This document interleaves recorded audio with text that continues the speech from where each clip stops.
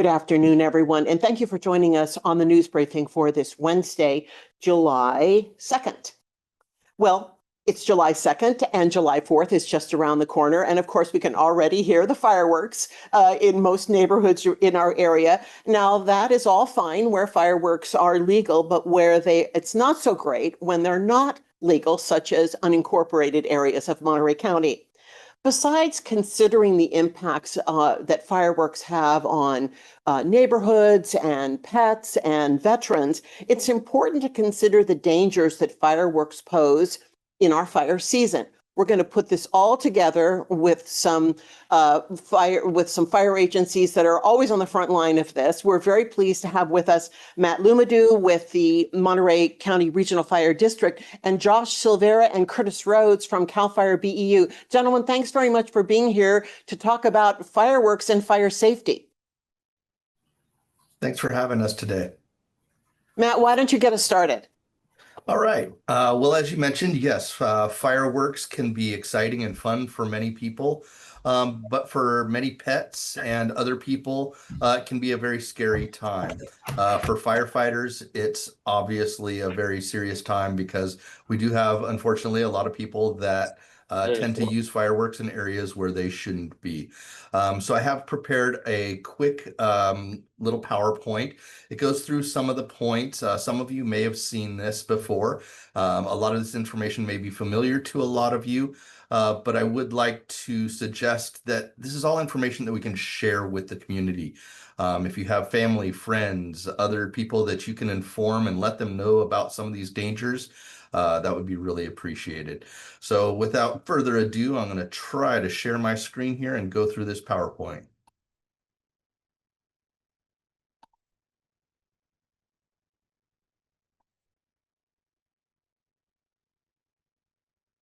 All righty, can you all see that okay? Sure can. All righty. So this is our fireworks safety PowerPoint.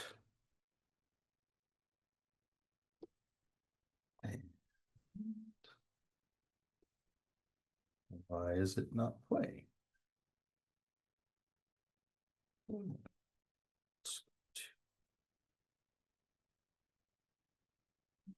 There we go. All right, so first off and foremost, the possession, storage, sales, handling, and transportation of use of fireworks are prohibited in most areas of Monterey County, except for certain unincorporated areas of a few cities. You cannot use or buy fireworks or even transport them to the area outside of the city where you legally purchased them.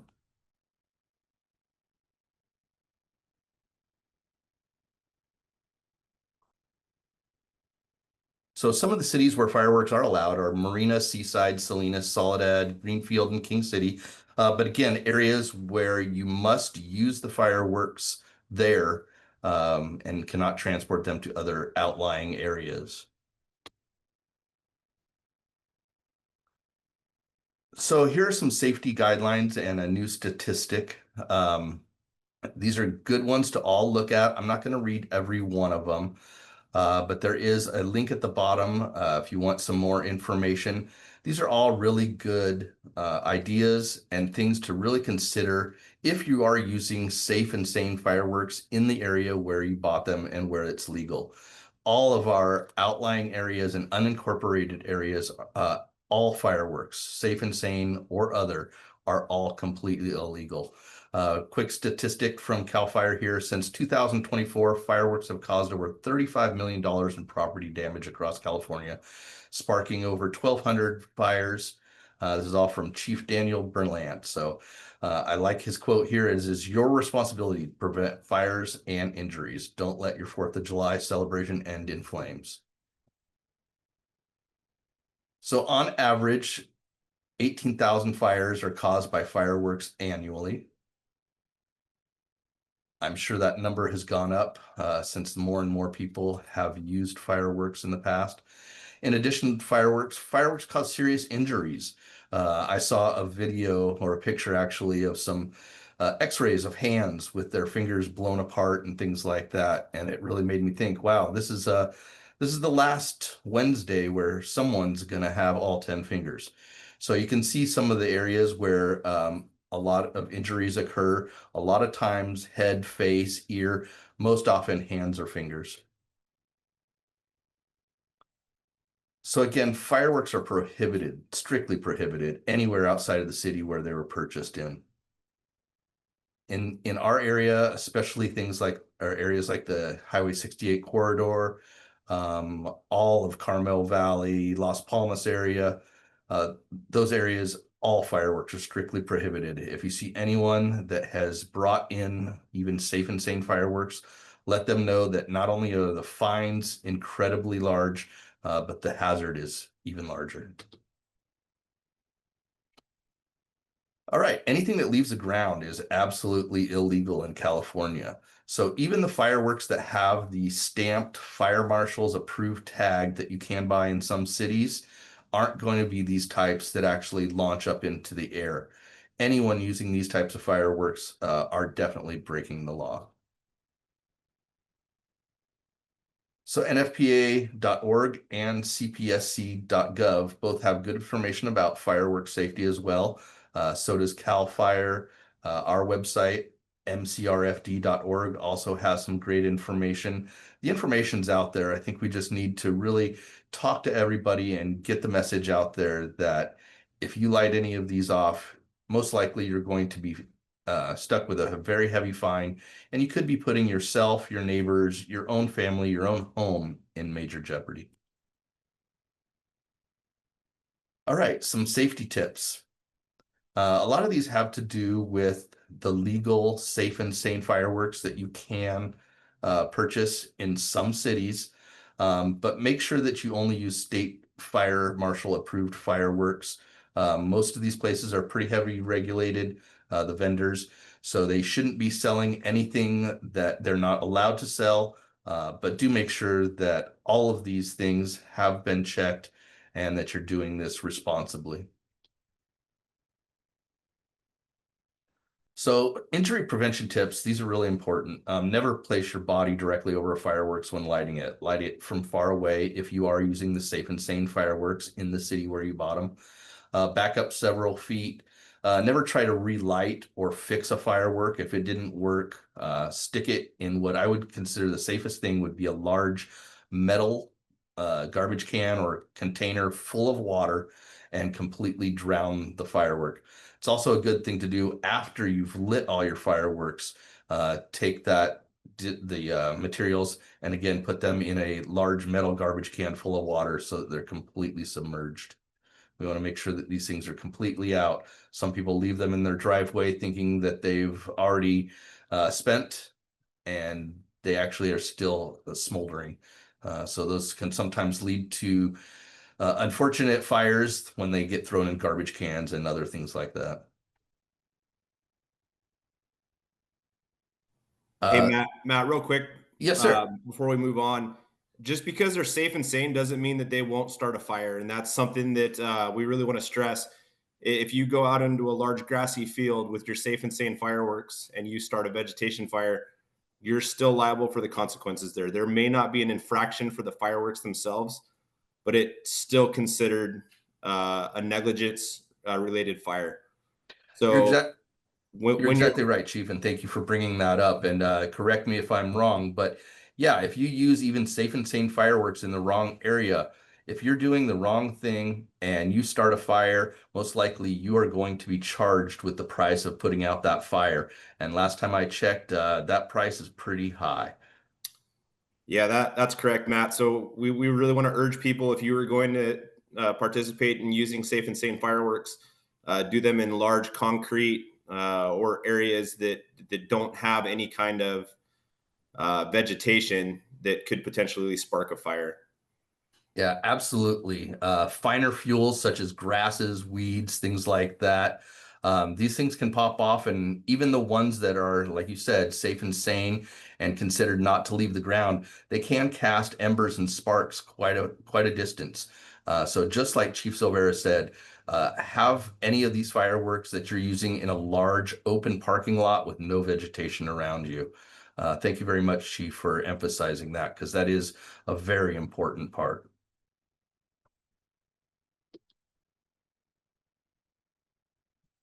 All right, I think that was a great note to leave on. We do want everyone to enjoy your 4th of July, but please enjoy responsibly. Just as Chief Silveira said, please consider how dry some of the vegetation and grasses and things are getting out there. It's just not worth your safety, the danger that could be caused, and the large fires that could come from lighting even safe and sane fireworks when you're using them in the city that you bought them. If you're using them anywhere near vegetation, the chance of starting a fire is highly likely. And again, can be very costly, not just monetarily, but unfortunately, even lives. So please enjoy responsibly. And thank you very much for having us on today, whatever time it is. Thank you so much, Matt, for walking us through all that. There's a lot of information, but you had a couple of really good key points about when you purchase safe and sane fireworks, about you can't take them back home if you don't live in the city where you bought them. So we hear about fireworks going off in unincorporated Monterey County where fireworks aren't allowed, but they're not also for sale in unincorporated Monterey County either. So that's just kind of like your benchmark, right? You're exactly right. Yeah. A lot of people think, well, I can run into Salinas and then take them back to where I live because Salinas is close. I can get there in 10 minutes and buy these what are called safe and sane fireworks. But if you're transporting them back to these areas of like the unincorporated areas, there's a reason that they're not allowed there, and it's because we have a lot more of the wildland meeting the urban interface. They're just areas where it's known to not be safe. And I'd really like to emphasize what Chief Silveira said by, if you are doing the right thing the right way, you should be in a large parking lot in the city where you bought them, and always use extreme caution. I can touch on that Thanks. a little, Matt, if you'd like me to. Thank you, Curtis. I wish you would. Yeah, sure. So we've actually put a lot of time and effort into our websites trying to get this messaging out. One of them is readyforwildfire.org, if you're not familiar with it. If you do go to that page, about halfway down, we currently are running an ad. It's fireworkssafetyca.org. In there, it touches on everything that we've spoken about throughout this presentation. Some notable mentions are fireworks safety tips, getting to know the laws, and injury prevention tips. In there, they do mention specific locations to the Central Coast with zoning maps that show you where you can light these fireworks legally. Going back and touching on that a little bit, even if you do purchase safe and sane fireworks that have that state fire marshal seal on them, and you alter those fireworks or you use those inappropriately, it doesn't necessarily have to be just flammable vegetation. We've seen them disposed inappropriately in plastic trash cans that have rubbish in there that will catch on fire. That could traverse into houses, not necessarily just the wildland itself. You can be held liable for any of those issues. And just to be specific on that, I know we talked about heavy fines. Actually going and looking at the laws, it could be up to a $50,000 fine, as well as up to 1 year in jail, and both in some cases.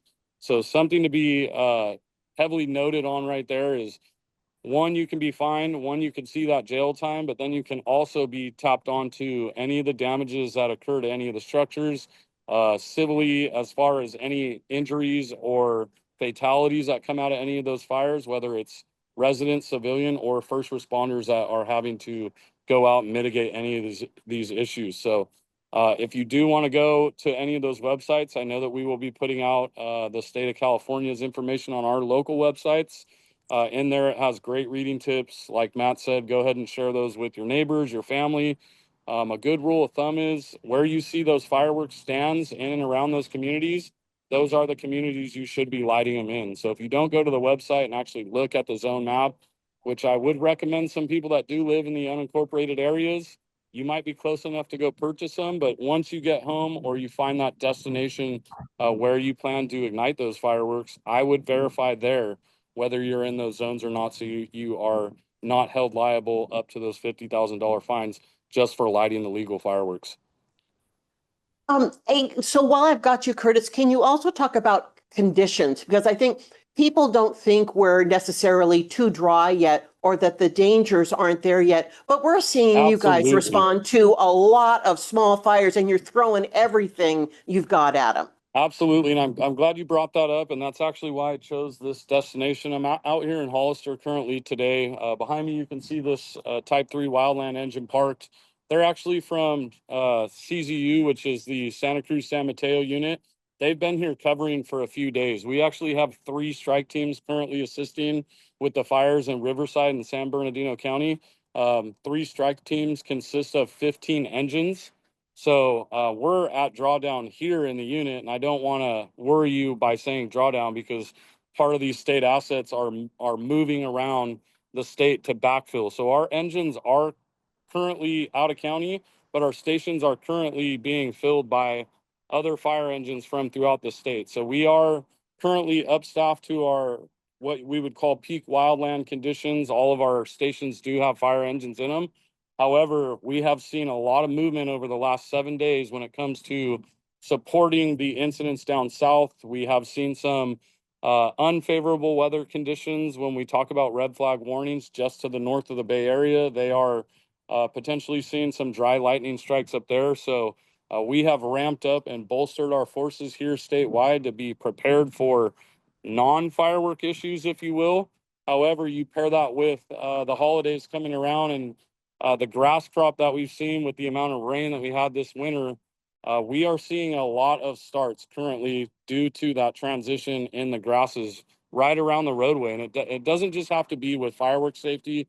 We know that this week there's going to be a lot of people traveling around the Central Coast. A lot of those people come here to the peninsula due to favorable weather.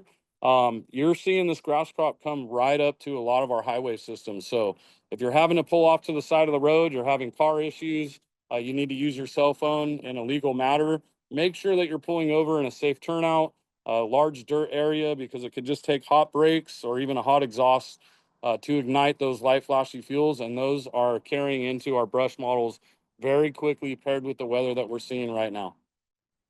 And we did have a question from someone on the call here about whether you knew what the fines were for some of the cities. We may know, what the fines might be for someone who does something illegal in the wildland area and the consequences of that. But do you guys know what the fines are for cities, or should people really find out themselves and know? I think the people should absolutely find out because we deal with a lot of different areas here in both of the counties that we currently service.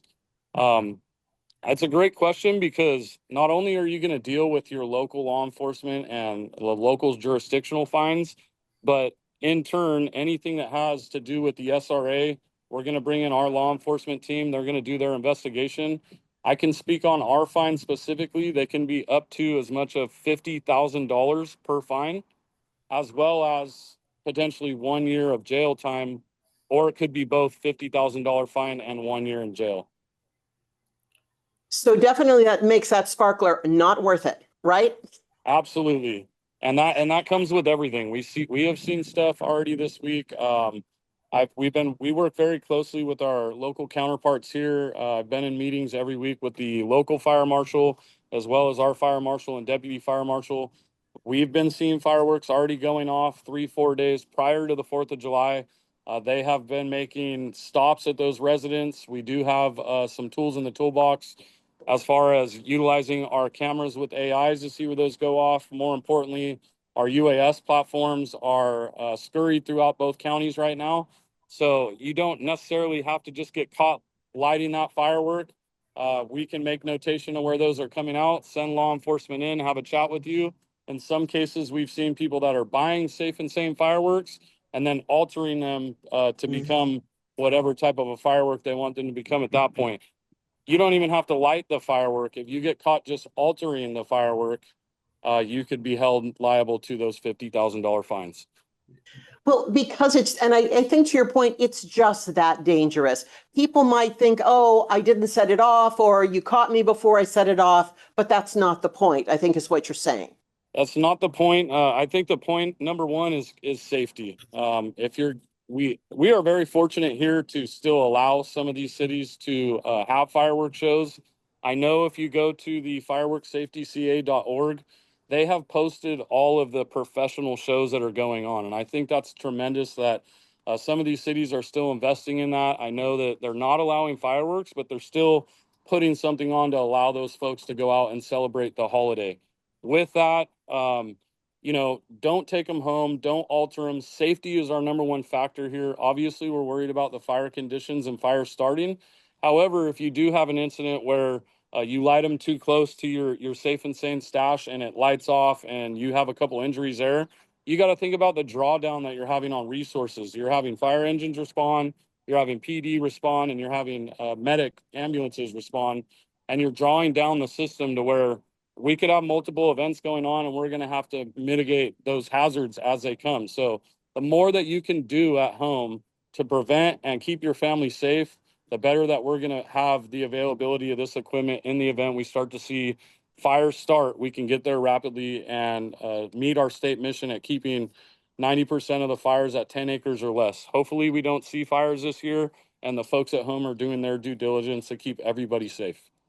Boy, fingers crossed on that. And any last words, gentlemen? I really appreciate you guys walking us through all this. Yeah, just to kind of dovetail into what Curtis was speaking to, we considered this a maximum enforcement period, similar to CHP having DUI checkpoints. We have all of our law enforcement officers, CalFire law enforcement officers, out doing fireworks enforcement. Like Curtis said, we'll have our drone teams out in full force starting tonight all the way through the 6th. You could, or individuals could, in theory, receive a ticket based upon a photo taken from a drone of somebody that was lighting illegal fireworks. So just because you didn't see a police officer or one of our investigators make contact with somebody doesn't mean that they weren't caught. We want to really emphasize that there are professional shows out there. We don't want to take away from the holiday. But let the professionals do the professional fireworks, and let's have everybody going home with 10 fingers and 10 toes at the end of this holiday weekend. Yeah, I'm actually glad Chief Silveira brought that up, because some of the things that we saw last year was people who were hosting parties and they actually allowed people to come and light off, whether it was altered legal fireworks or illegal fireworks. And then when we had spotted them with the UAS platform and we made contact, those individuals had fled. At the end of the day, the property that is being ignited from and the people who are allowing that, they can also be held liable for those fines and or jail time. So if you're hosting a party and somebody shows up with that stuff, do your due diligence to remind them that you're not going to allow that to happen, because you can also be held liable for that. That is very good information. Thank you so much, gentlemen, for walking us through all that, and fingers crossed for no problems. Thank you for putting this on today. It's very important that we get this information out to the community, and we really appreciate your time and doing your due diligence to keep us all safe. All right. Thank you. Thank you all very much. Thank you, Thank Chief. you.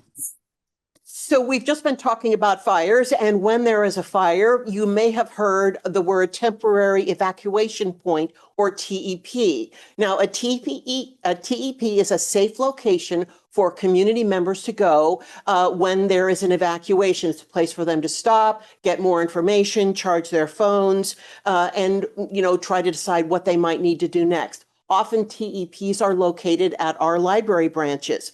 If you have ever wondered how you could help in an emergency situation, being a TEP volunteer is a good opportunity. We're very pleased to have our library director here, Hillary Thayer, to talk about the TEP Volunteer Recruitment Program. Hi, Hillary. And thank you so much for inviting me today. Hopefully you can see my slides and hear me okay. I can. Excellent. So I'm sending the call out for volunteers across the county who may want to help your libraries when we are serving emergency and disaster functions. And this is a new type of volunteer opportunity that we're just calling the emergency support volunteers. Let's see, I just have to figure out how to change my slides here. There we go. Okay, so when we're called upon by the county to serve in disasters and emergencies, we typically serve in one or more of these roles.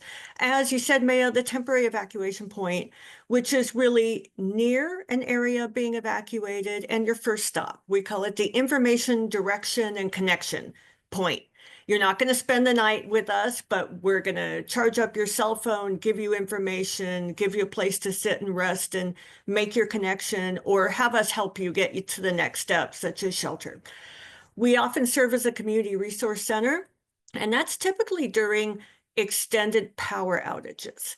So if a huge area of the county is without power due to any reason for an extended period of time, again, this is a place to come charge up, get information, receive resources and assistance. We also now more and more are serving as cooling centers, a place that you can come during the hot day to have air conditioning, cool water, a place to be, a place to rest when it's very, very hot outside, especially in areas where homes just do not have air conditioning. We also distribute resources, flood cleanup kits, blankets, flashlights, water, food, information packets. And then we always serve as a source of information, resource, and referral. And I say that's any combination of all that, plus we're also doing library stuff. So it can be very busy and very crowded in the libraries. The support we need from our volunteers is, this is the type of support, 18 plus, just because we want you to be on your own and able to evacuate yourself if needed. We do need folks who can do basic reading and writing of English. We love bilingual volunteers. Our instructions come to us in English first, and often we need to act on them before the public information comes out, which is fully translated for us. Use of basic technology, like helping somebody find a road closure, use Google Maps, use the Watch Duty website, and willingness to work with the public. This is not a volunteer opportunity for introverts. There are those, but this is going to be direct working with the public. Just a bit of free training, and you can offer the availability and geography that suits you. So you absolutely can respond and say, I only want to work in King City or Soledad. I really want to stay in Carmel Valley or on the peninsula, and that is totally fine. Your personal and family needs always come first. And often if I'm calling for help in a disaster, whether I'm calling staff or partners, they'll say, hey, I'm evacuating too, or I need to go take care of my parents. They live in Santa Cruz, and it's go. Your personal needs come first. This is not an obligation. Always you'll be with County of Monterey staff on site, and it's just to support these emergency or disaster functions. So if you want to help us, please give me a call, send me an email, respond on Volunteer Match. We do have an opportunity, and we have 3 training sessions scheduled. They are up on the screen. We will schedule more as needed. So even if you can't make one of these training sessions, give me a call, because then I know where to schedule the next one. And we would love to just have a group of volunteers that we can call to deploy to your libraries to help with these functions when the county calls us. And I'm happy to answer any questions.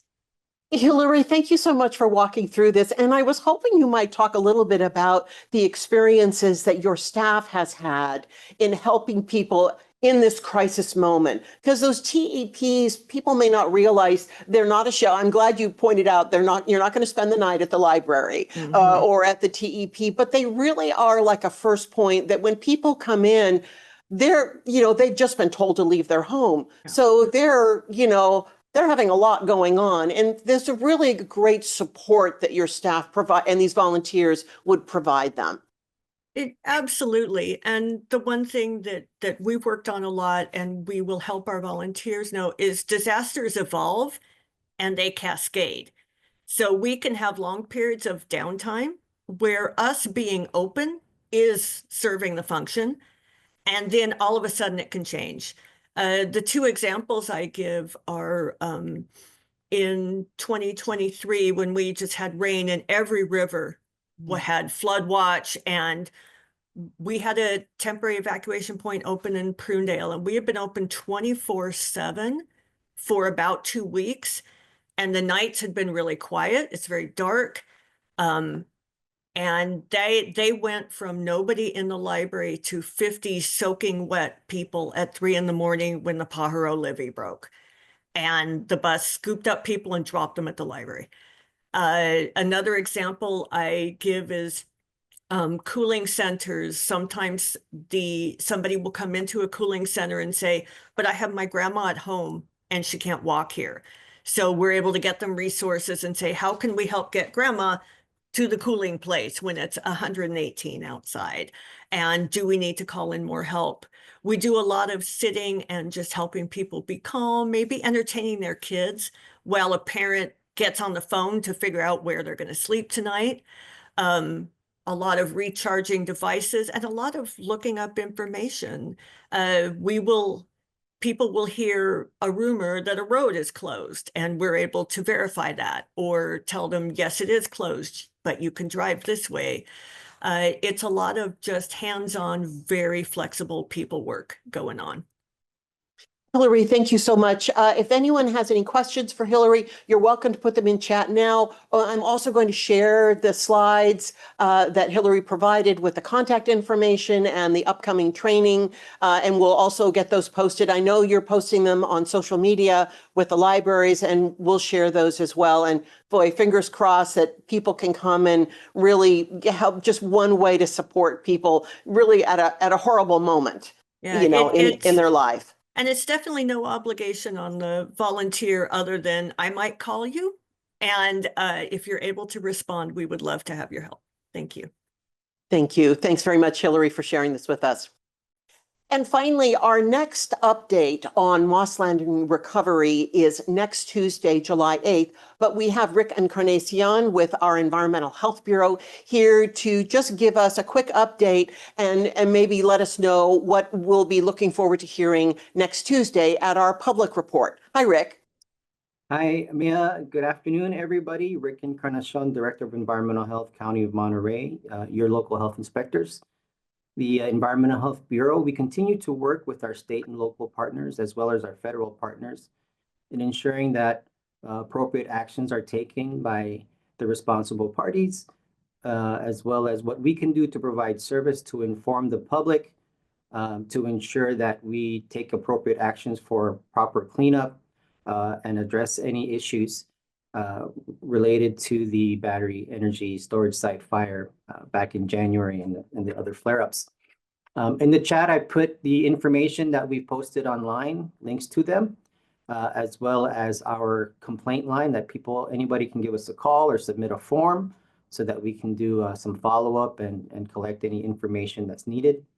We'll provide updates along the way, as Maya mentioned. Next Tuesday is another update. We'll give an update on our efforts with regards to our community sampling plan, our interactions with our toxicologists, and any other updates with regards to cleanup efforts. And I'd just like to let the public know that your local health inspectors, we're not going away. We're here to follow up. We have followed up with many incidents, and this is pretty much the largest one, but we're always there to respond to spills, complaints, any other issues related to the environment. So with that, I'll be ready for any questions. Rick, thanks very much. And then, so just we have had inquiries from the public about the public update. There's a monthly update that is at the Board of Supervisors meeting, and that is next Tuesday, July 8th. And can you confirm that that is in the afternoon session? I'm not sure. They usually try to put that in the, I believe, in the afternoon, but I can't confirm whether in the afternoon or the morning. Yesterday we were just at the board for another matter with regards to collection of solid waste invoices and payments, but not for the fire. Yeah, and they have been in the afternoon session, and we will confirm that. And we're starting our outreach to let people know how they can watch if they're not there in person. They can watch on Facebook or YouTube, and we'll definitely get that information out there. Rick, thanks very much for just being here and reminding people that there are still ways to communicate their concerns and the complaint information, and they can also keep checking the data dashboard. which is very informative. Yeah. Oh, Sonia just added there in the chat. It is in the afternoon. All right, thank you. Rick, thanks very much for being here for just a quick update on that. And thanks everyone for joining us on the news briefing this week. Our next briefing is next week. We'll see you then.